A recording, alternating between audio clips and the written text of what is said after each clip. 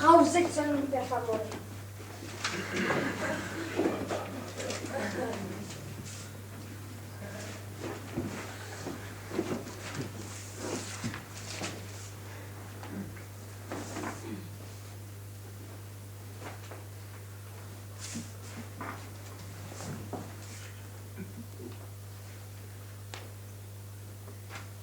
Lac près de Strasberg, rivage à l'abandon, traces d'argonautes au fond bas, brosse de roseaux, branches mortes.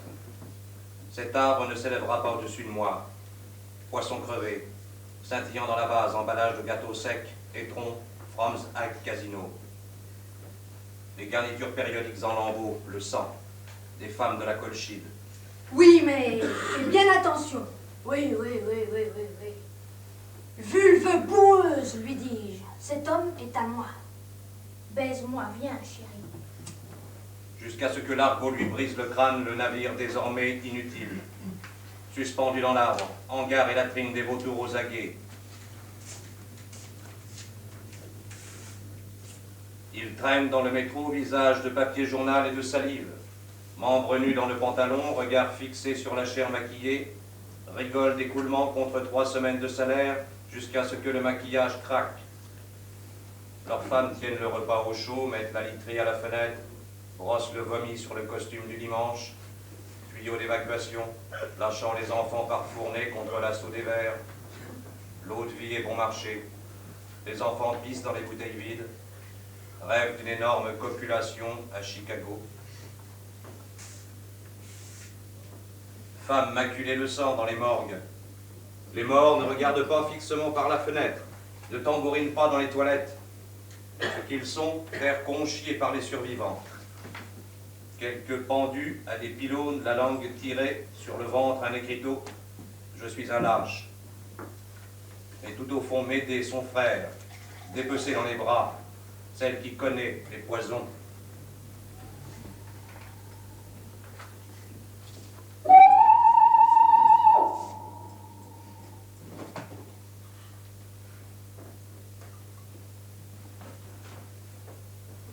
Médée, Jason, mon bonheur et mon malheur.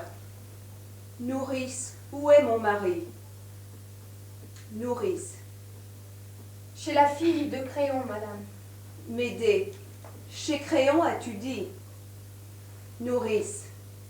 Chez la fille de Créon. Médée, tu as bien dit chez la fille de Créon? Et pourquoi pas chez la fille de Créon, qui doit avoir de l'influence sur Créon son père, qui peut nous accorder droit de cité à Corinthe ou nous chasser dans un autre exil. À l'instant même peut-être embrasse-t-il Jason de ses prières, ses genoux sans rides, pour moi et ses fils qu'il aime. Tu pleures ou tu ris, nourrice? Maîtresse, je suis plus vieille que mes pleurs et que mes rires. Médée, comment fais-tu pour vivre dans les ruines de ton corps avec les fantômes de ta jeunesse, nourrice? Apporte un miroir. Mais ce n'est pas Médée.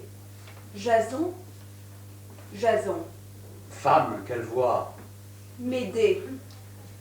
On ne me désire pas ici. Que la mort m'emporte.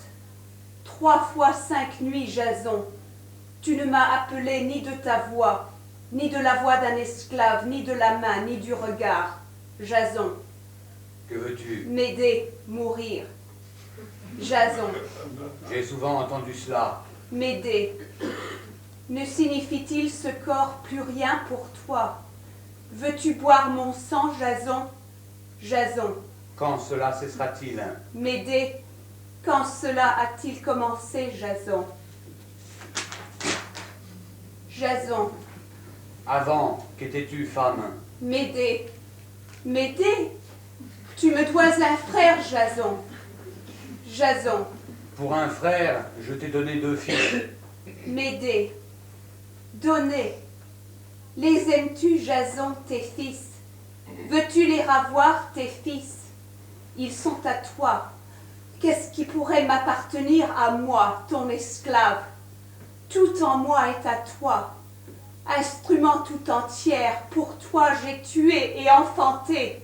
Moi, ta chienne, ta putain, moi, barreau sur l'échelle de ta gloire, ointe de tes déjections, sang de tes ennemis.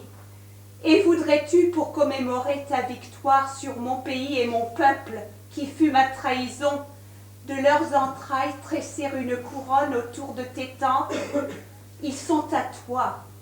Mon bien, la vision des massacrés, les cris des écorchés, ma propriété, depuis que j'ai quitté la Colchie de ma patrie, suivant ta trace sanglante du sang des miens, pour ma nouvelle patrie, la trahison. Aveugle à cette vision, sourde aux cris j'étais, jusqu'à ce que tu aies déchiré le filet, tissé de mon et de ton plaisir, qui était notre demeure, à présent mon exil. Dans ces mailles me voici disloqué, la cendre de tes baisers sur les lèvres, entre les dents le sable de nos années, sur ma peau rien que ma sueur, ton souffle la puanteur d'un autre lit. Un homme donne la mort à sa femme en cadeau d'adieu. Ma mort n'a pas d'autre corps que le tien. Si tu es mon mari, je suis encore ta femme. Que ne puis-je de mes dents te l'arracher, ta putain, avec laquelle tu m'as trahi, ainsi que ma trahison qui fut ton plaisir. Merci de ta trahison qui me rend des yeux pour voir ce que j'ai vu. Cette vision, Jason, qu'avec les bottes de ta troupe, tu as peinte sur ma colchide. Des oreilles pour entendre la musique que tu as jouée, avec les mains de ta troupe et les miennes, à moi qui étais ta chienne et ta putain, sur corps au tombeau de mon peuple, et mon frère Jason, qu'en travers de la route de tes poursuivants j'ai jeté, dépecé de ses mains, les miennes de sa sœur, pour que tu échappes à ce père dépouillé. Le mien et le sien. Aimes-tu tes fils? Veux-tu les ravoir, tes fils? Tu me dois un frère, Jason. Qui aimez-vous le plus? Le chien ou la chienne? Quand vous faites les yeux doux à votre père et à sa nouvelle chienne et au roi des chiens, son père ici à Corinthe, Peut-être votre place est-elle à son auge. Prends, Jason, ce que tu m'as donné, les fruits de la trahison issus de ta semence, et fourre-les dans les entrailles de ta putain. Mon cadeau de mariage pour tes et ses noces. Allez avec votre père qui vous aime, à tel point qu'il chasse du pied votre mère, cette barbare, parce qu'elle fait obstacle à votre ascension. Ne voulez-vous pas vous asseoir à la haute table? Jetez la vache à lait, votre repose-pied à présent. C'est ce que vous voulez. Ne vois-je pas briller dans vos yeux le bonheur anticipé des ventres pleins? Pourquoi vous agrippez encore à cette barbare qui est votre mère et votre marque d'infamie? Des comédiens, voilà ce que vous êtes, des enfants de la trahison. Plantez vos dents dans mon cœur et partez avec votre père qui a fait de même avant vous. Laisse-moi les enfants, Jason, un jour encore, et je me retirerai dans mon désert. Tu me dois un frère, Jason.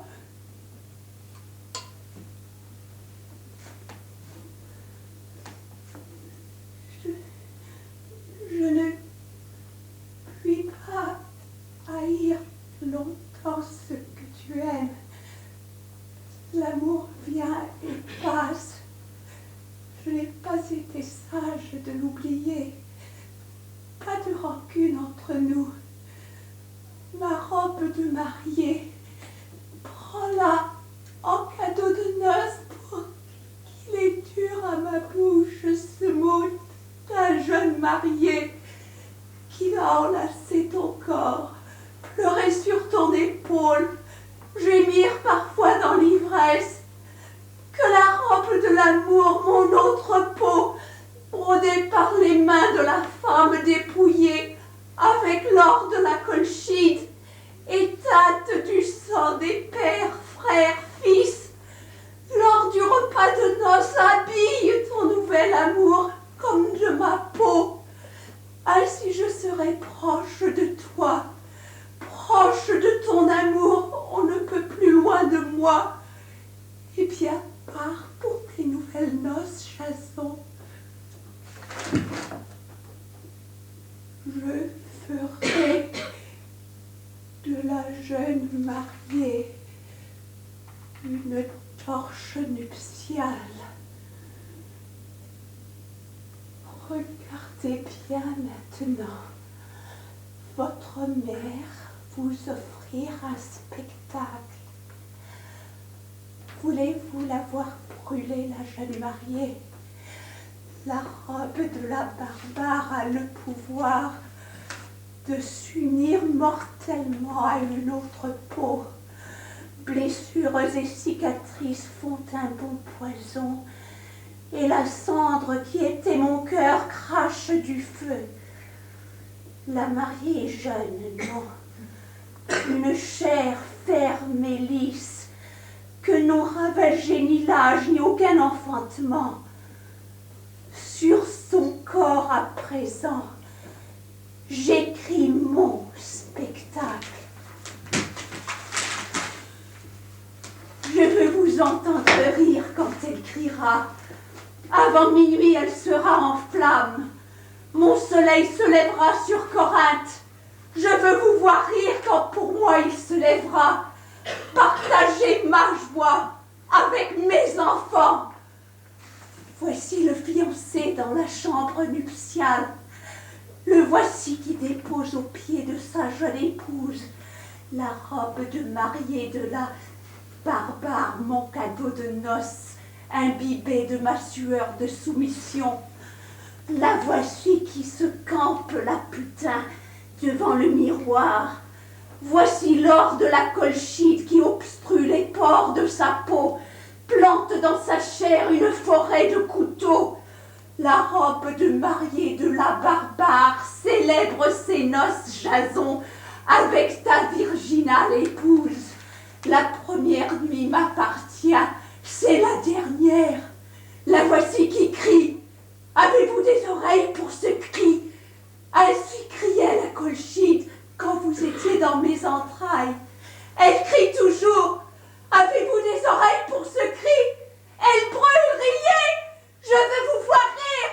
Mon spectacle est une comédie, vous riez? Quoi? Des larmes pour la jeune mariée?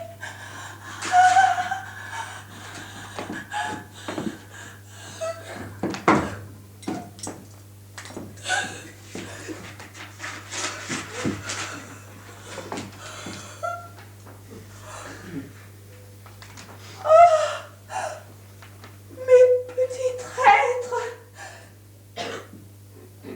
vous n'aurez pas pleuré pour rien. Je veux de mon cœur vous arracher, vous, la chair de mon cœur, ma mémoire, mes chéris, le sang de vos veines, rendez-le-moi. Réintégrez mon corps, vous, entrailles. C'est aujourd'hui l'échéance, Jason.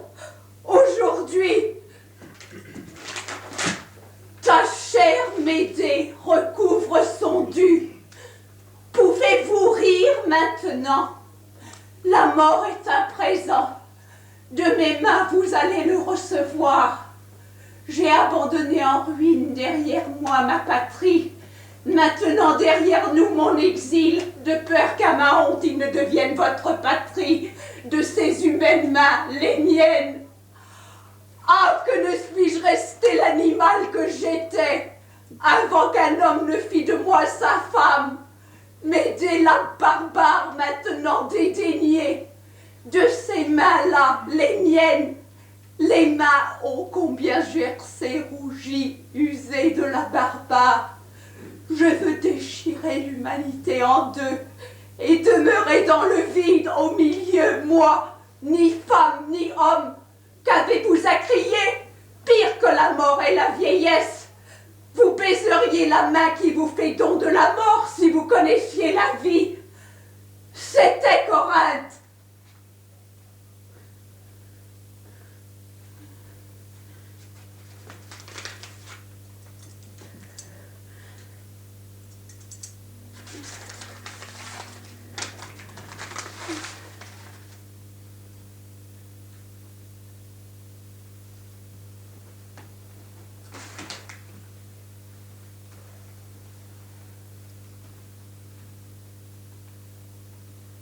Quel animal dans vos yeux se cache?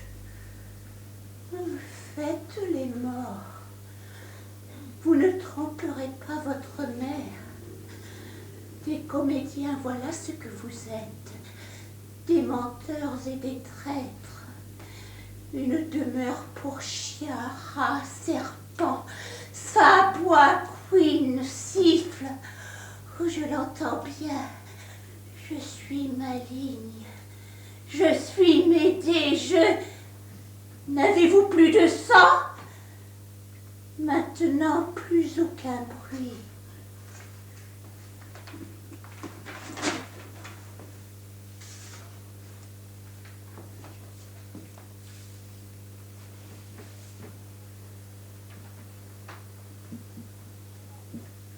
Les cris de la Colchide aussi se sont tus, et plus rien. Jason. Médée. Médée. Nourrice. Connais-tu cet homme?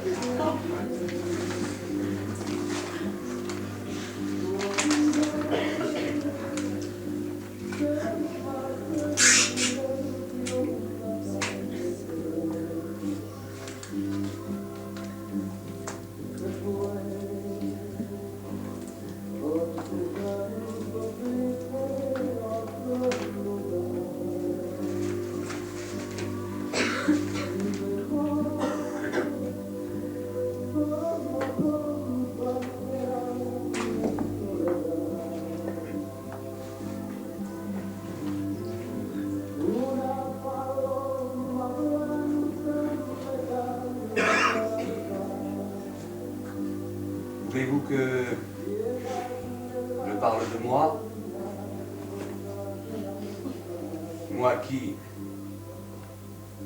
De qui est-il question quand il est question de moi? Qui est-ce moi? Sous l'averse de fiente dans la peau de calcaire? Ou encore moi, un drapeau, un lambeau sanglant à la fenêtre, un flottement entre le néant et personne, à condition qu'il y ait du vent? Moi, déjection d'un homme, moi, déjection d'une femme, lieu commun sur lieu commun, moi, enfer rêvé qui porte mon nom par hasard, moi, angoisse de mon nom de hasard. Mon grand-père était crétin en Béotie. Moi, mon périple, moi, mon invasion, ma colonisation, traverser des banlieues, moi, ma mort,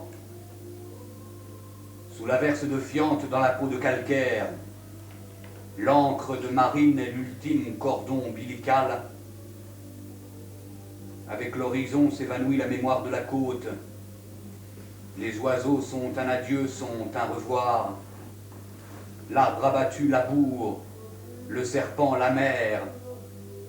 Mince, entre moi et ce qui n'est plus moi, la coque. La fiancée du marin, c'est la mer. Les morts, dit-on, sont debout au fond, nageurs verticaux jusqu'à ce que leurs os reposent, accouplement des poissons dans la poitrine vidée, coquillages incrustés au sommet du crâne, la soif, synonyme de feu, l'eau, le nom de ce qui brûle sur la peau, la faim ronge les gencives, le sel les lèvres, les obscénités aiguillonnent la chair solitaire jusqu'à ce que l'homme saute à la gorge de l'homme. La chaleur des femmes, une ritournelle, les étoiles, des panneaux de signalisation froid. Le ciel exerce une surveillance glaciale. Ou bien le débarquement désastreux face à la mer, le claquement des boîtes de bière, la vie d'un homme, souvenir d'une bataille de chars, ma traversée des banlieues, moi, entre ruines et gravats, croix, le nouveau, clapier de fornication à chauffage urbain, le petit écran vomit le monde dans la pièce, l'usure calculée d'avance, le container sert de cimetière, des silhouettes dans les décombres, indigènes du béton, parade, des zombies hachés de spots publicitaires dans les uniformes de la mode d'hier matin, la jeunesse d'aujourd'hui, spectre des morts de la guerre qui aura lieu demain. Ce qui reste, les bombes l'engendrent, dans un fastueux accouplement d'albumine et de fer blanc, les enfants inventent des paysages d'ordures. Une femme sera l'éclaircie habituelle. Entre les cuisses, la mort a un espoir. Ou le rêve yougoslave, entre des statues brisées, fuyant devant une catastrophe inconnue, la mère, la vieille, battait à sa remorque. En armure rouillée, l'avenir marche à ses côtés. Un troupeau de comédiens passe au pas cadencé. Ne voyez-vous pas qu'ils sont dangereux? Ce sont des comédiens, chaque pied, 2 chaises, vivant, un chien. Bout de mots, sortant de mon corps qui n'est à personne, déserté. Comment échapper à cette broussaille de mes rêves qui prolifèrent autour de moi, sans bruit, lentement et se referme, un lambeau de Shakespeare au paradis des bactéries. Le ciel est un gant en chasse, masqué par des nuages de style inconnu. Halte sur l'arbre mort, les infirmières gardent cadavres, mes doigts courent dans le vagin. La nuit, à la fenêtre, entre ville et paysage, nous contemplâmes la lente agonie des mouches. Ainsi, devant Rome s'extasiait Néron, jusqu'à ce que la voiture soit avancée du sable dans la transmission. Un loup se tenait sur la route quand elle partit en morceaux.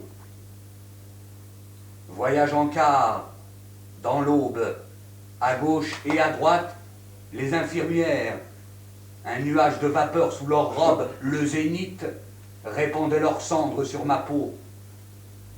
Pendant le voyage, nous entendîmes se déchirer l'écran et vîmes les images se télescoper. Les forêts brûlaient en Eastman Color, mais le voyage était sans fin. Nos parkings. À l'unique carrefour, Polyphème, d'un seul œil, réglait la circulation. Notre port était un cinéma désaffecté. Les stars en concurrence pourrissaient sur l'écran. Dans le hall, Fritz Lang étranglait Boris Karloff. Le vent du sud jouait avec de vieilles affiches. Ou bien ce débarquement désastreux, les nègres morts plantés comme des pieux dans le marais, dans l'uniforme de leurs ennemis. Do you remember? Do you? No, I don't. Le sang séché fume sous le soleil. Le théâtre de ma mort avait déjà commencé quand j'étais entre les montagnes, entouré de mes compagnons tués sur cette pierre. Et au-dessus de moi apparut l'avion tant attendu. Sans y penser, je savais que cette machine était ce que mes grands-mères avaient appelé Dieu. Le souffle balaya les cadavres de la plateforme et des coups de feu éclatèrent dans ma fuite titubante. Je sentis mon sang sortir de mes veines et mon corps devenir le paysage de ma mort. Me tirait dans le dos le porc. Le reste est poésie. Qui a de meilleures dents, le sang ou la pierre?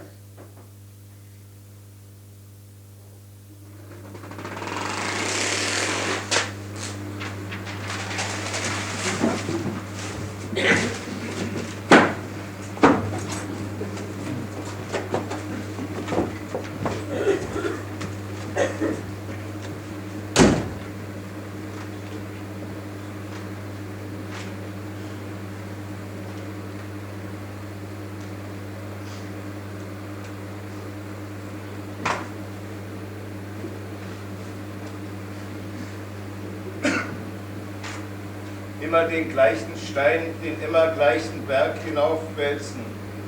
Das Gewicht des Steins zunehmend, die Arbeitskraft abnehmend mit der Steigung. Patt vor dem Gipfel, Wettlauf mit dem Stein, der vielmal schneller den Berg herabrollt, als der Arbeitende ihn den Berg hinaufgewälzt hat. Das Gewicht des Steins relativ zunehmend, die Arbeitskraft relativ abnehmend mit der Steigung.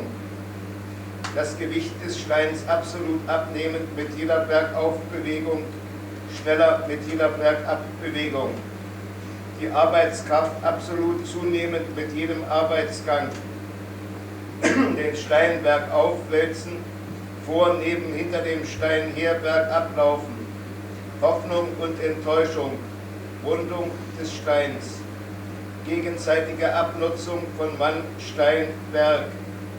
Bis zu dem geträumten Höhepunkt, Entlassung des Steins vom erreichten Gipfel in den jenseitigen Abgrund oder bis zum gefürchteten Endpunkt der Kraft vor dem nicht mehr erreichbaren Gipfel oder bis zu dem denkbaren Nullpunkt, niemand bewegt auf einer Fläche nichts. Stein, Schere, Papier, Stein schleift Schere, Schere schneidet Papier. Papier schlägt Stein.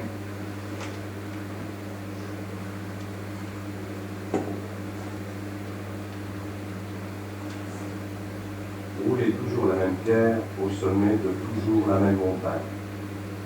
Le poids de la pierre qui augmente. La force de travail qui diminue au fur et à mesure de la montée. Juste avant d'arriver en haut, pas. Compétition avec la pierre qui redescend la montagne beaucoup plus vite que le travailleur n'avait mis le temps à la monter. Le poids de la pierre qui augmente relativement, la force de travail qui diminue relativement au fur et à mesure de la montée. Le poids de la pierre qui diminue absolument à chaque montée, plus rapide à chaque descente.